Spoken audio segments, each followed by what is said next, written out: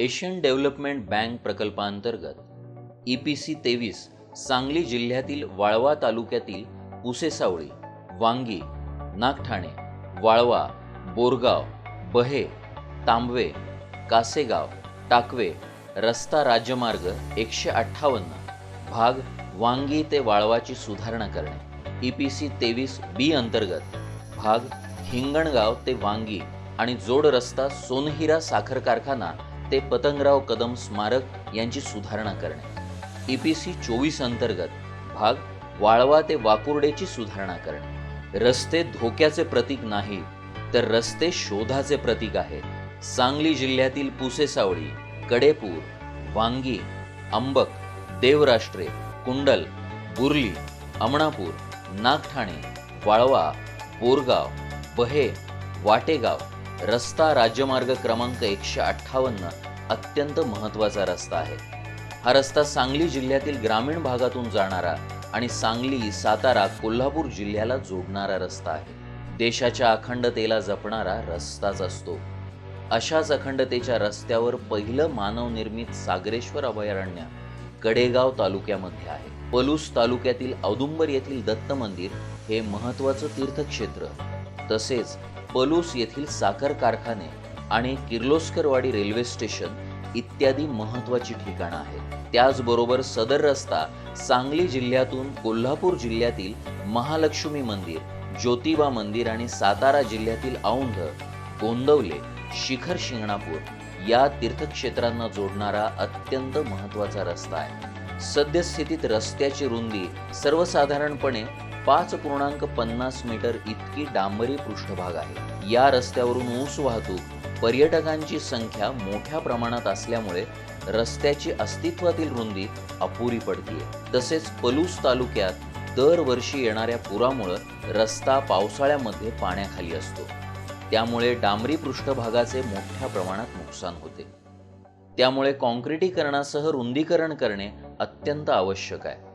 त्याकरिता Asian development bank प्रकल्प अंतर्गत EPC 23, 23B, 24 अशी एकूण 3 कामे मंजूर असून त्याची एकत्रित किंमत 542 कोटी 71 लाख इतकी आहे। सांगली जिल्ह्यातील मिरज तालुक्यातील पेठ, सांगली, मिरज, म्हैसाळ रस्ता राज्यमार्ग क्रमांक 152 किलोमीटर 45,300 ते 52,580 ची मजबूतीकरणासह सुधारणा करणे, भाग कर्मवीर भाऊराव चौक सांगली ते महात्मा गांधी चौक मिरज, नाट्य पंढरी सांगली ते संगीत नगरी मिरज या 2 शहरांच्या नव्हे तर नाट्य आणि संगीताच्या महान परंपरेला एकत्रित आणणारा सांगली ते मिरज शहराला जोडणारा रस्ता राज्यमार्ग क्रमांक 152 हा महाराष्ट्रातील एकमेव 6 पदरी राज्यमार्ग आहे।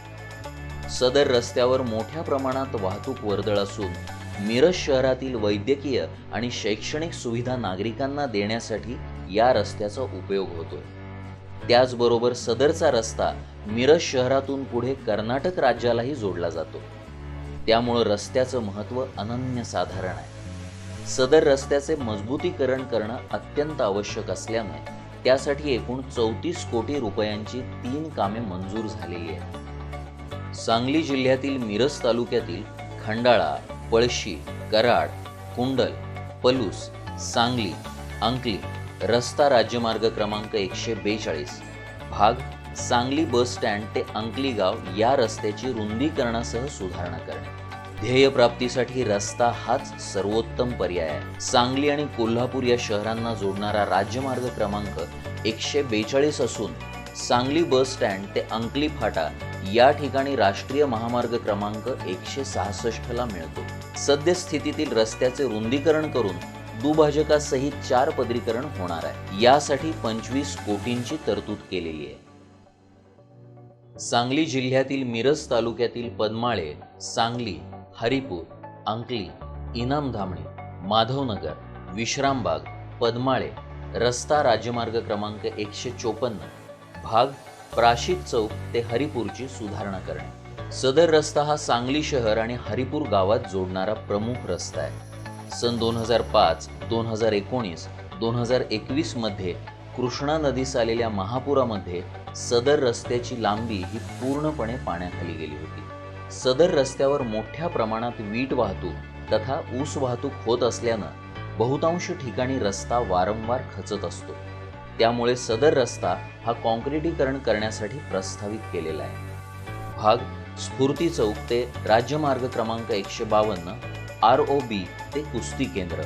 सदर रस्ता लांबी ही सांगली मिरज कुपवाड महानगरपालिका हद्दीतील नागरी वस्तीस जोडणारी महत्त्वाची रस्ता लांबी असल्यानं मजबूतीकरण करण्यासाठी प्रस्तावित केलेला आहे। वरील सर्व कामांसाठी शासनाकडून 30 कोटी इतका निधी मंजूर करण्यात आलेला आहे। सांगली जिल्ह्यातील पलूस तालुक्यातील राज्यमार्ग क्रमांक 158 पासून नागठाणे, खोलेवाडी, बुर्ली, पलूस, राजापूर, शिरगाव, विसापूर, हातनूर रस्ता प्रमुख जिल्हा मार्ग क्रमांक 96 वर किलोमीटर 4-500 मध्ये खोलेवाडी ते बुर्ली दरम्यान कृष्णा नदीवर जोड रस्त्याचे भूसंपादनासह मोठा पूल बांधणे।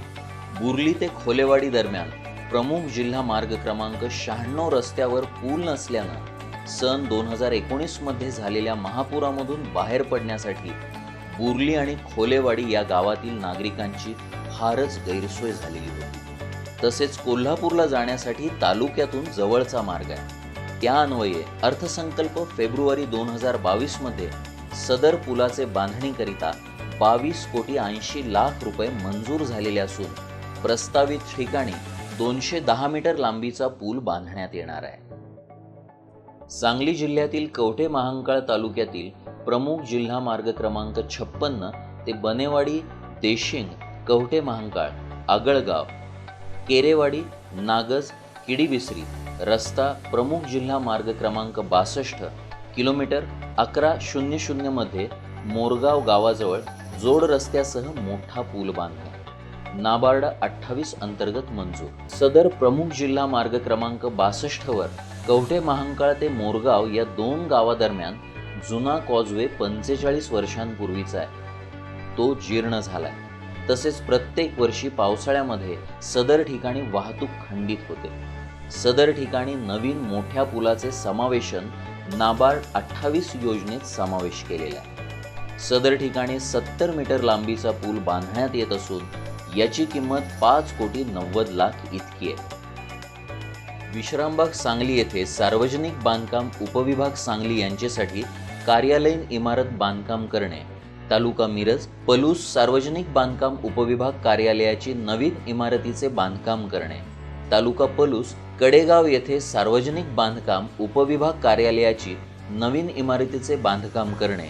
तालुका कडेगाव सांगली जिल्ह्यातील सार्वजनिक बांधकाम विभागाच्या अखत्यारीतील उपविभाग कार्यालयाच्या इमारती या जुन्या झाल्या असून अपुऱ्या जागेमुळे अधिकारी आणि कर्मचारी यांना काम करणे अडचणीचं ठरतं। महाराष्ट्र शासनाच्या गतिमान सरकार योजनेअंतर्गत नवीन शासकीय इमारतींचे बांधकामाचे उद्दिष्ट पूर्ण करण्याच्या हेतूनं सांगली, पलूस, कडेगाव या तिन्ही तालुक्यात सार्वजनिक बांधकाम उपविभाग कार्यालय इमारत बांधण्याची कामे मंजूर झाली असून त्याची एकूण रक्कम 4 कोटी 47 लाख इतकी आहे। सांगली जिल्ह्याच्या विकासासाठी शासनाकडून विविध योजनेअंतर्गत रस्त्यांच्या 400 कामांना रुपये 1289 कोटी 92 लाख इतका निधी देण्यात आलेला आहे। त्यान्वये सदर कामे प्रगतीत असून सांगली जिल्ह्याच्या विकासासाठी चालना मिळालेली आहे।